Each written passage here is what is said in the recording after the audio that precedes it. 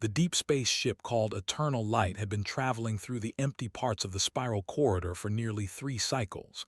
Commander stood on the bridge with his 4 thin arms folded behind his back. His blue skin looked pale under the soft lights of the control room. He was tired. They all were. Charting empty space was boring work, and nothing interesting had happened in weeks. Then the sensors began to beep. Navigator looked up from her console with wide silver eyes. She was young for a barely past her second century, but she was smart and careful. She tapped the screen several times to make sure she was not seeing an error. "Commander," she said, her voice quiet with confusion, "we have detected something. A ship. It is drifting without power approximately 4 light-minutes from our current position." Walked to her station and looked at the display.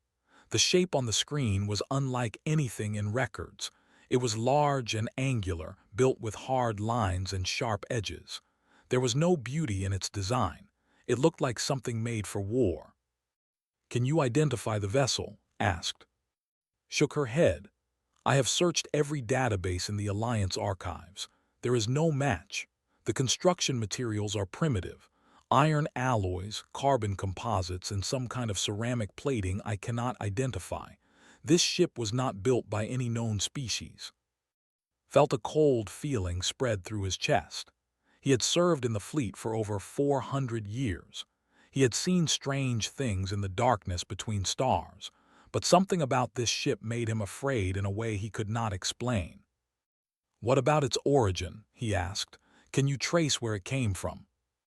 Worked at her console for several minutes. The bridge was silent except for the soft hum of the ship systems. Finally, she looked up at the commander with an expression he had never seen on her face before. It was fear. "The trajectory traces back to Sector 7G, she said. "The quarantined region. The ship came from Sol 3. Every officer on the bridge turned to look at her. Sol 3 was a name that every spacefaring species knew. It was a Class 15, the most dangerous classification in the Galactic Registry.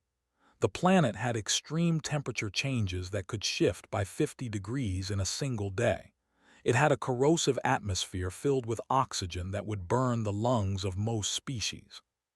It had violent storms, earthquakes, volcanic eruptions, and a gravity well so strong that it would crush the bones of any who tried to walk on its surface.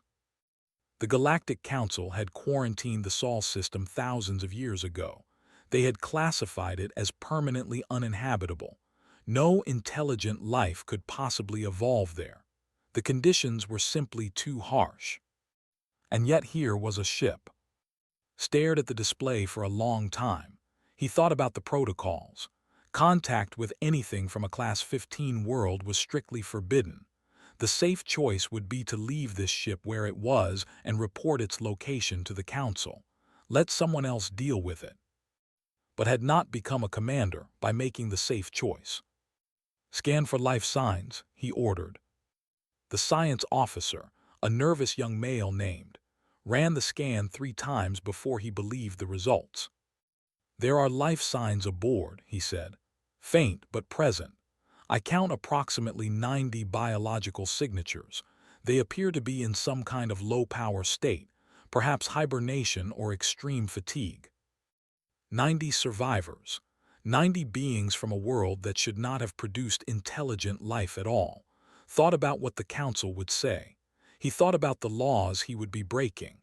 Then he thought about 90 creatures drifting alone in the darkness, waiting to die.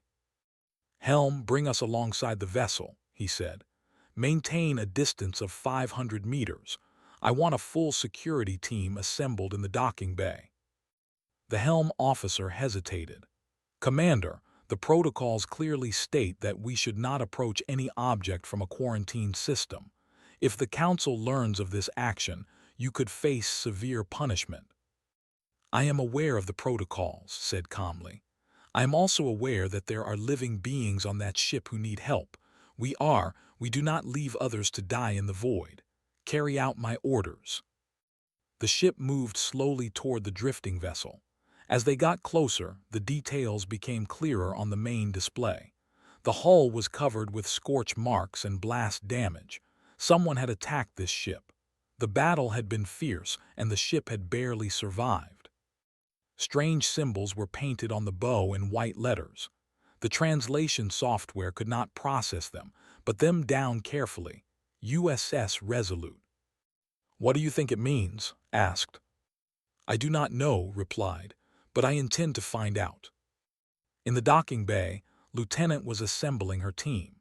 She was a veteran soldier with gray-blue skin marked by old scars. She had fought in 3 border conflicts and survived situations that would have killed most officers. But even she felt nervous as she looked at the airlock that would connect their ship to the unknown vessel. Her team consisted of 12 soldiers, each one armed with standard pulse rifles and protected by full environmental suits. The suits would protect them from the alien atmosphere inside the ship. According to the scans, the air contained high levels of oxygen and nitrogen at a pressure much higher than standard. "Listen carefully," said to her team. "We do not know what we will find in there. The beings on that ship come from a Class 15 world. That means they evolved in conditions that would kill any of us within hours. They are survivors of the most extreme environment in the known galaxy. Do not underestimate them. Do not make sudden movements. And do not fire unless I give the order. Is that understood?" The soldiers nodded. The airlock hissed as it connected to the hull of the strange ship. The seal was not perfect and could hear air leaking around the edges. Whoever had built this vessel used different standards than the Alliance. She took a deep breath and stepped through the door. The corridor beyond was dark. Red emergency lights flickered along the ceiling, casting long shadows on the metal walls. Everything was built on a larger scale than ships. The doorways were taller. The control panels were positioned higher on the walls. Whatever species had built this place, they were big. Moved forward slowly, her weapon raised. Her team followed in formation behind her. The air inside the ship was thick and heavy, pressing against her suit like a weight. She checked her scanner.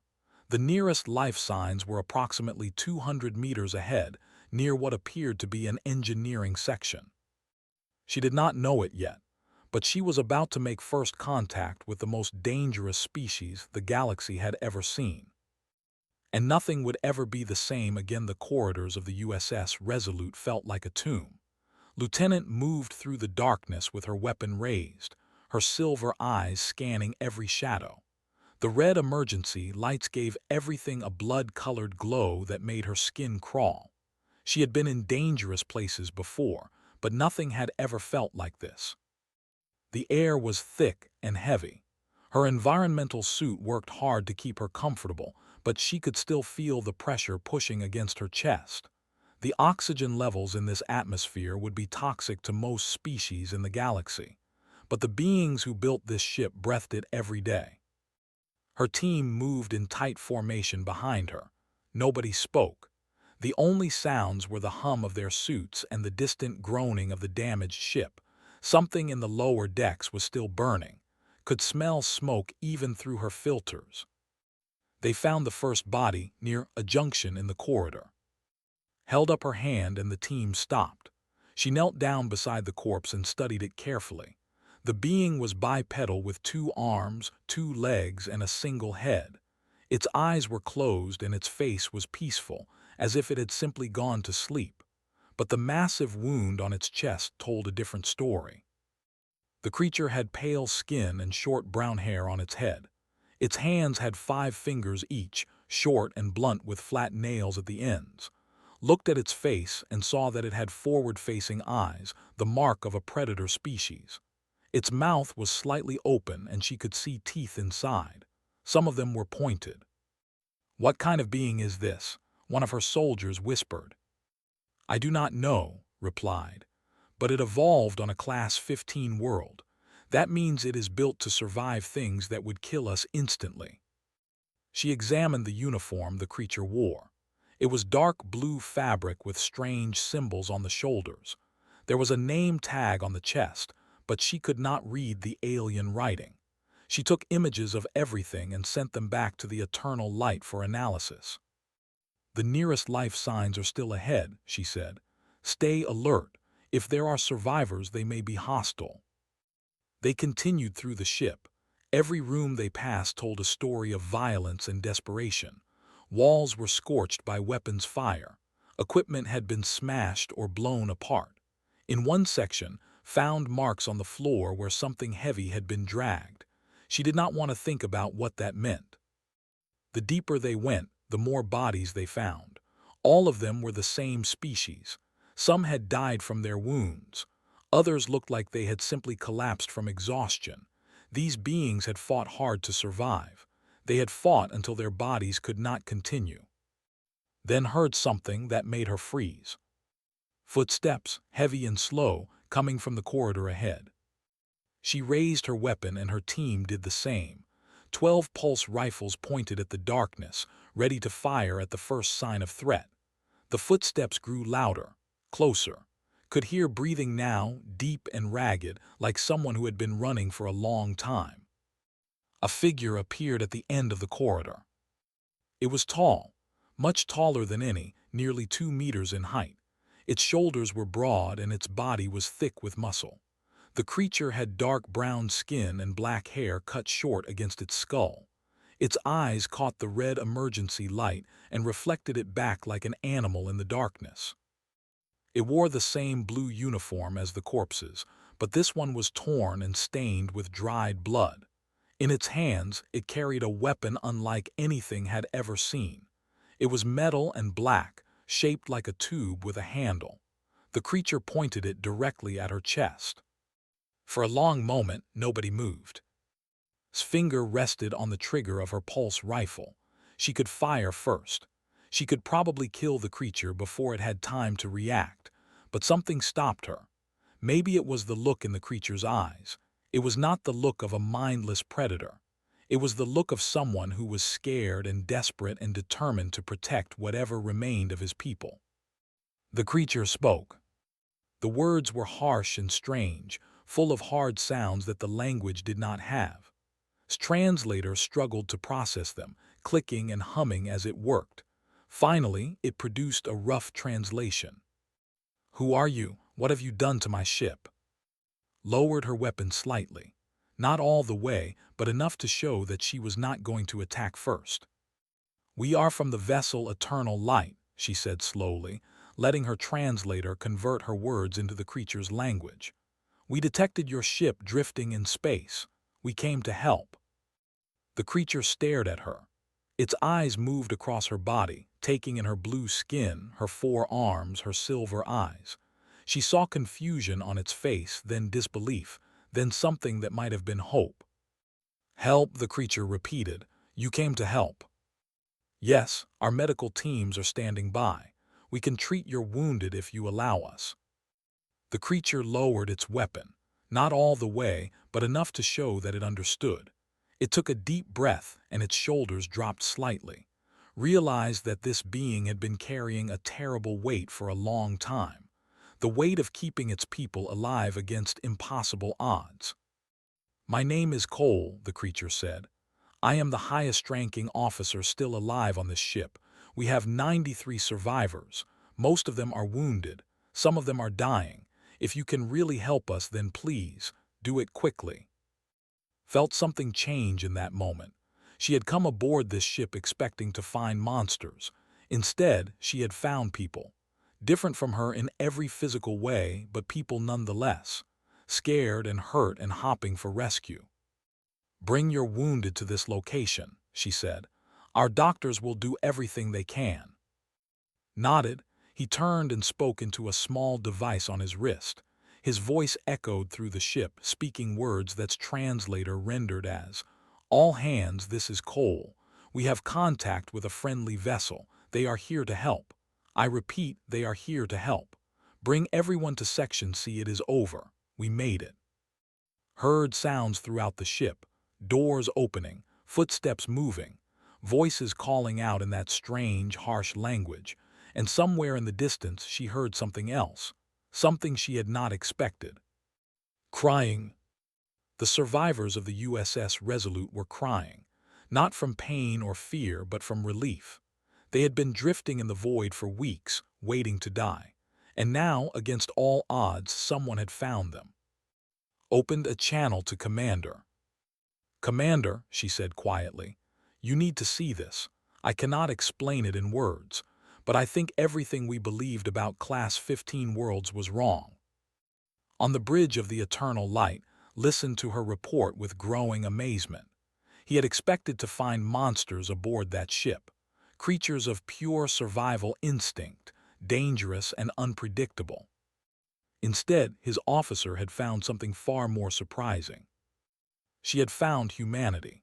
The medical bay of the Eternal Light had never seen patients like this before. Doctor stood at the center of the room, surrounded by beds filled with human survivors. His four hands moved quickly as he examined scanner readings that made no sense to him. These beings should not be alive. Every piece of data on his screen told him that their bodies had suffered damage that would have killed any species in the galactic registry. And yet here they were, breathing and talking and even smiling. The first patient he examined was a young female named Morgan. She was a pilot, according to Cole. She had kept the ship's engines running during the worst of the crisis. When scanned her body, he found a piece of metal buried deep in her shoulder muscle. The wound was 3 weeks old. "You have shrapnel in your shoulder," he said through the translator. "This injury must have caused you extreme pain. Why did you not remove it?" Looked at him with tired eyes. She was smaller than most of the humans, with pale skin and red hair tied back from her face. Her hands were covered in burns and calluses. "There was no time," she said simply. "Someone had to keep the engines running or we all would have died. I could still move my arm, so I kept working." Stared at her. In society, an injury like this would require immediate treatment. No one would expect a person to continue working with metal embedded in their flesh. But this human had done it for 3 weeks. She had pushed through pain that would have left most species unconscious, simply because her people needed her. He moved to the next bed and found a male with dark skin and a thick beard. His name was Samuel, and he was the ship's chief engineer. Both of his legs were broken below the knee. The bones had been set crudely and wrapped in strips of cloth torn from uniforms. "Who performed this medical procedure?" asked. "I did," Samuel replied. "The doctors all died in the first attack. Someone had to do it. I watched some videos on our computer system and figured out the basics. It hurts like fire, but I can feel my toes, so I think I did it right."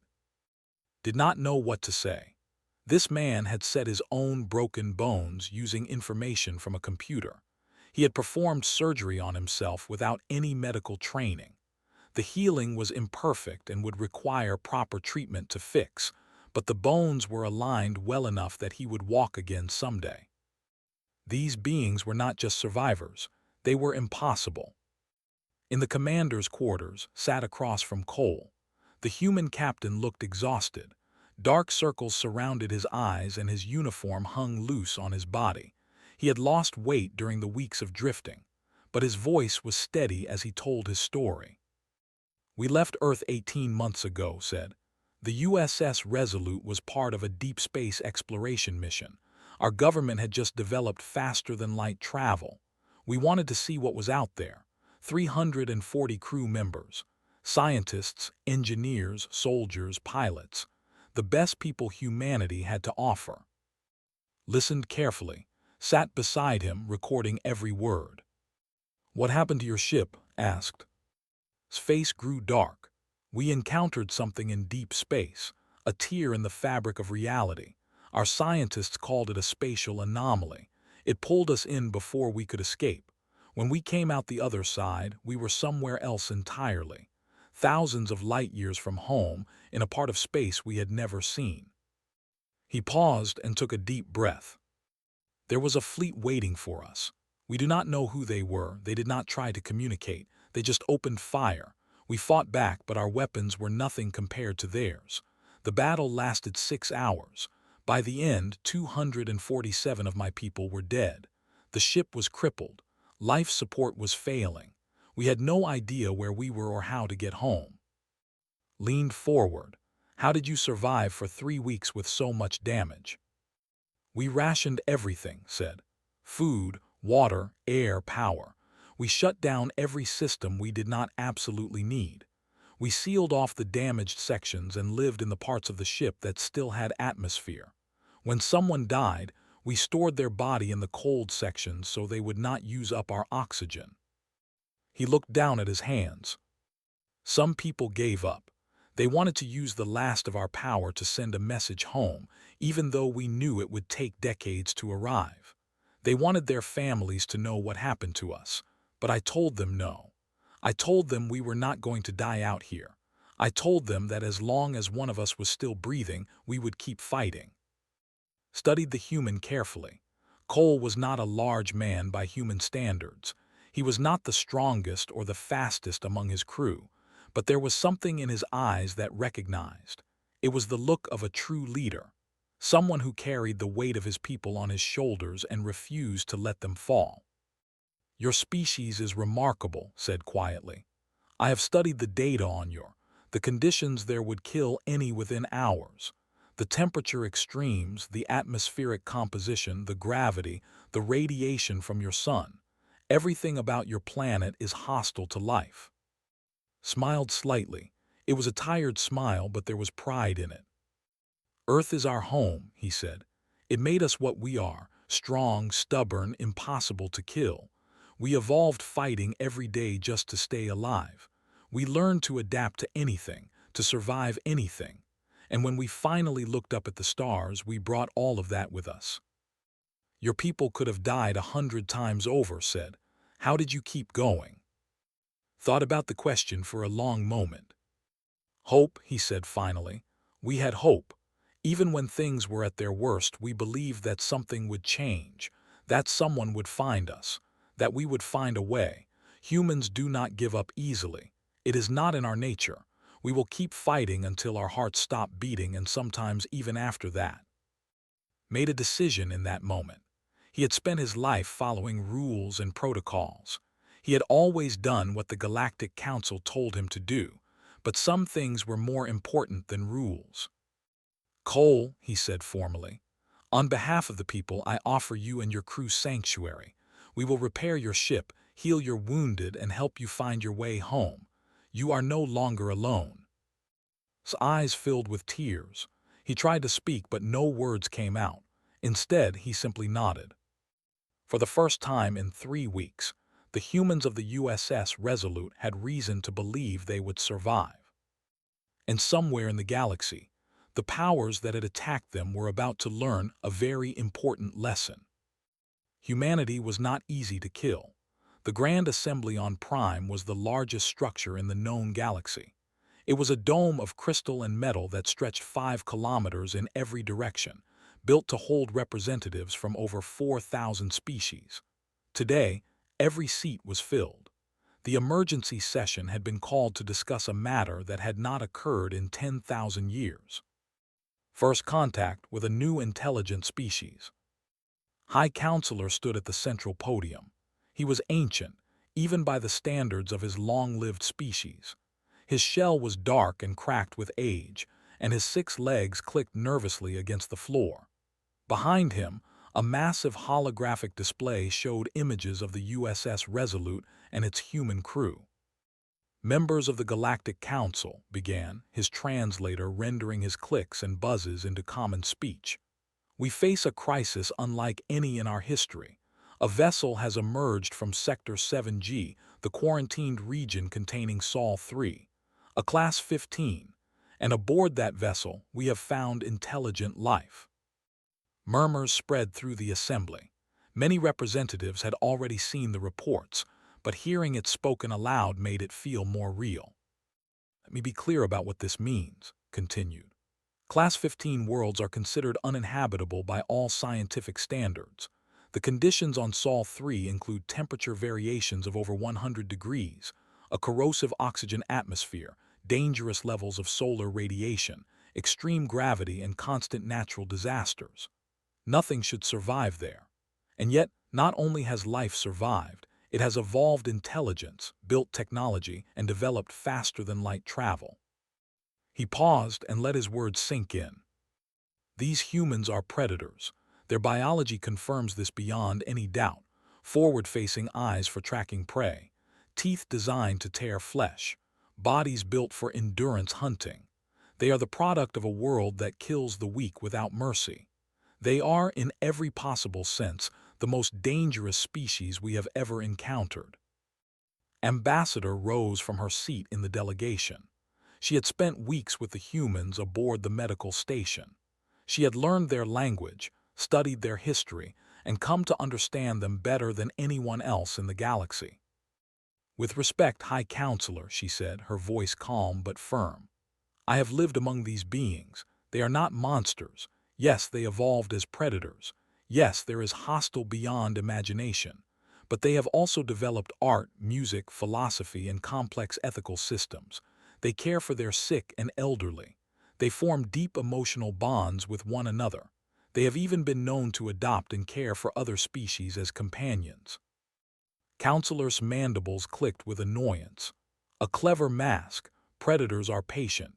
They will smile and make peace until they are strong enough to strike.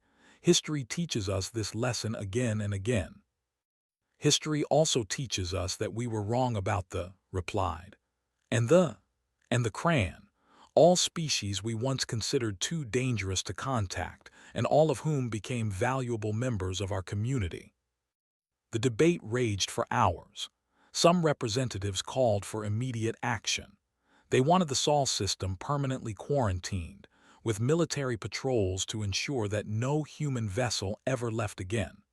Others went further, suggesting that humanity should be eliminated entirely before they became a threat.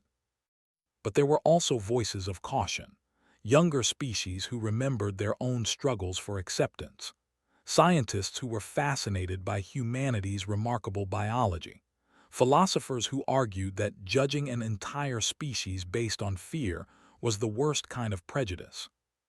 The assembly was divided almost exactly in half. Finally, Commander requested permission to speak. He walked to the central podium and faced the thousands of watching eyes without flinching. "I was the one who found the USS Resolute," he said. "I was the one who ordered my crew to board a ship from a Class 15 world against all protocols and regulations. I did this because there were living beings aboard who needed help, and I would do it again." He turned to look at the holographic display behind him. "I have seen what humans are capable of. I have seen them survive injuries that would kill any of us. I have seen them work through pain and exhaustion that would leave most species crippled. I have seen their determination and their stubbornness and their absolute refusal to give up. Yes, these things make them dangerous, but they also make them remarkable." He looked back at the assembly. "And I have seen something else. When a section of my ship suffered a hull breach during the repair operations, a human named Cole ran toward the danger, not away from it. He pulled 2 of my crew members to safety before the emergency doors sealed. He risked his life for people he had known for less than a week, people who did not even belong to his species. That is not the action of a mindless predator. That is the action of a good person." The assembly fell silent. "I am not asking you to trust humanity blindly," continued. "Trust must be earned, but I am asking you to give them a chance. Do not condemn an entire species based on fear and assumption. Let them prove themselves, one way or the other." Counselor was about to respond when a new voice cut through the chamber. "May I speak?" Everyone turned to look. Standing in the visitors' gallery was a small human female with red hair and tired eyes.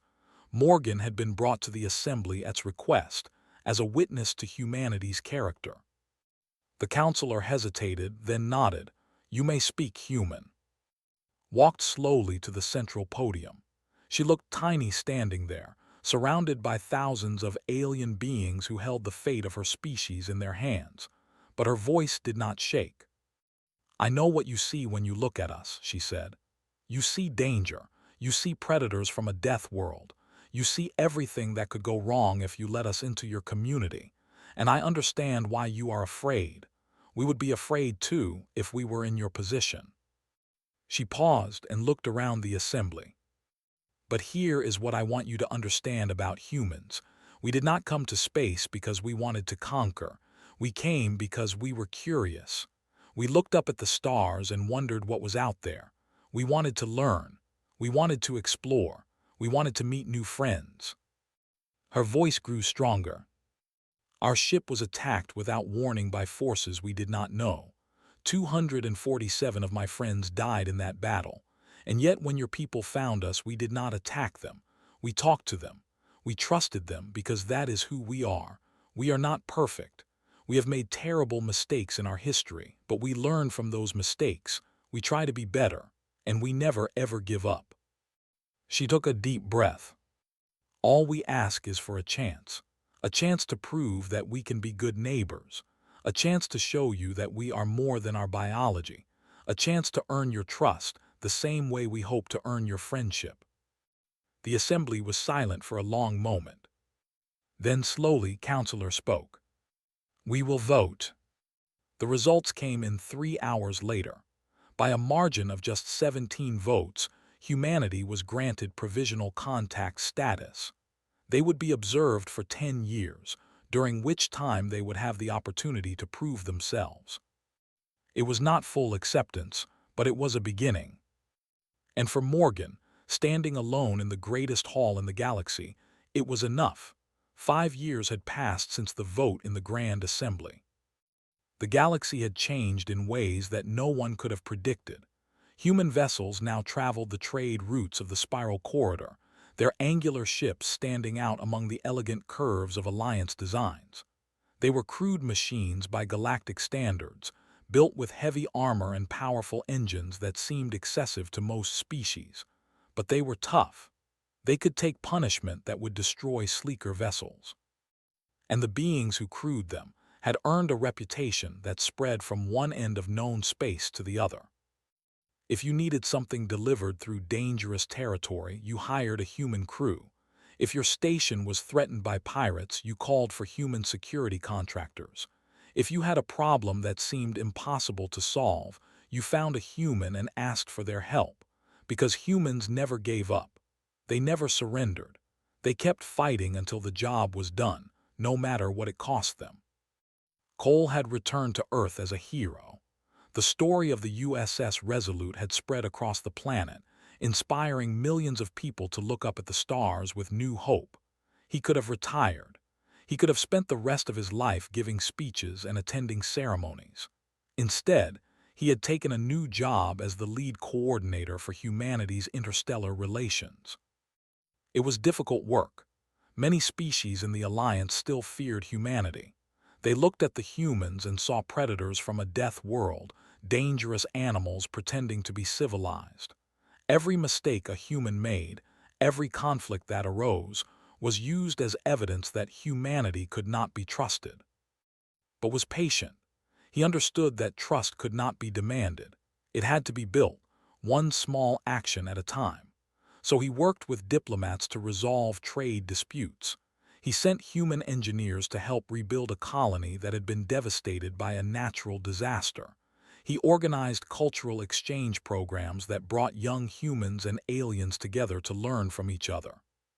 Slowly, opinions began to change. Morgan had become a legend in her own right. After recovering from her injuries, she had joined the test pilot program for the new generation of human starships. These vessels combined galactic technology with human engineering, creating something that neither side could have built alone. They were fast and elegant like Alliance ships, but tough and reliable like human designs. Flew them through tests that would have killed most pilots, pushing the machines to their absolute limits. She had also become an unofficial ambassador. Species that were nervous about humanity often requested to meet her specifically. They had seen her speech in the Grand Assembly. They knew that she had spoken for her entire species with courage and grace. And when they met her in person, they found not a terrifying predator, but a small woman with a kind smile who genuinely wanted to understand them. On Prime, Ambassador continued her work as humanity's strongest advocate. She had learned to speak English fluently, without needing a translator. She had studied human history, their art, their music, their literature. She had come to love these strange, stubborn beings who refused to accept that anything was impossible. Some of her colleagues thought she had lost her objectivity. They said she had become too close to the humans, too invested in their success. Did not care. She had seen something in humanity that many others had missed. She had seen their capacity for kindness, their loyalty to each other, their willingness to sacrifice for those they loved. These were not the traits of monsters. These were the traits of people who deserved a place among the stars. Not everyone was happy about humanity's rise. The Dominion, led by Counselor, continued to oppose human expansion at every opportunity. They blocked trade agreements. They spread rumors about human aggression. They warned other species that humanity would eventually turn on them, that it was only a matter of time before the predators showed their true nature. And there were other threats. In the dark spaces between stars, the forces that had attacked the USS Resolute were still out there. No one knew who they were or why they had struck without warning, but they had not been seen since that first battle. Some believed they were waiting, watching, preparing for the day when they would attack again. Thought about these threats often. He knew that humanity was still vulnerable. They had only a handful of ships capable of interstellar travel. Their technology was still primitive compared to the great powers of the galaxy. If a major war began, humanity might not survive. But he also knew that his people had faced extinction before. They had survived ice ages and plagues and wars that nearly destroyed their civilization. They had clawed their way up from the mud of a death world and reached the stars through nothing but stubbornness and determination. Whatever challenges lay ahead, they would face them the same way they had faced everything else. Together, on the 10th anniversary of First Contact, a ceremony was held in the Grand Assembly. Representatives from across the galaxy gathered to mark the end of humanity's probationary period. The observation was complete. The vote would determine whether humans would be accepted as full members of the galactic community. Cole stood in the visitors' gallery, surrounded by the surviving crew of the USS Resolute. They were older now. Gray hair had appeared on some heads. New scars marked faces and hands. But they were all still there, still together, still refusing to give up. Morgan stood beside him. Her red hair was shorter than it had been, and there were new lines around her eyes. But she was smiling. "Are you nervous?" she asked quietly. Shook his head. "Not anymore. Whatever happens, we did everything we could. We showed them who we really are. The rest is up to them." The vote took less than an hour. When the results were announced, the chamber erupted in sounds that could not identify. Clicks and buzzes and whistles and roars. A symphony of alien voices expressing emotions he could only guess at. But he understood when Ambassador turned to face him with tears in her silver eyes. "Congratulations, Cole," she said. "On behalf of the Galactic Council, I welcome humanity as full members of the Alliance. You are no longer alone in the universe." Felt something break open in his chest. All the years of struggle and fear and hope came flooding out at once. He reached out and pulled into a hug, ignoring the gasps of surprise from nearby delegates. Humans touched each other to show affection. It was time the galaxy learned that. "Thank you," he whispered, "for believing in us when no one else would." Returned the embrace awkwardly, her forearms trying to figure out where to go. "You made it easy," she replied. "You showed us that the universe is bigger than our fears, and that is a gift worth more than any trade agreement." That night, celebrations spread across human space. On Earth, on the colony worlds, on the ships traveling between stars, people laughed and cried and held each other close. They had done it. They had proven that humanity belonged among the stars. And somewhere in the darkness, the forces that had attacked the Resolute received word of what had happened. The Deathworld species had not only survived, they had thrived. They had made allies. They had become stronger. The universe was about to learn what happened when you made an enemy of humanity. But that is a story for another time. For now the humans celebrated. They had earned it. And the stars had never looked brighter.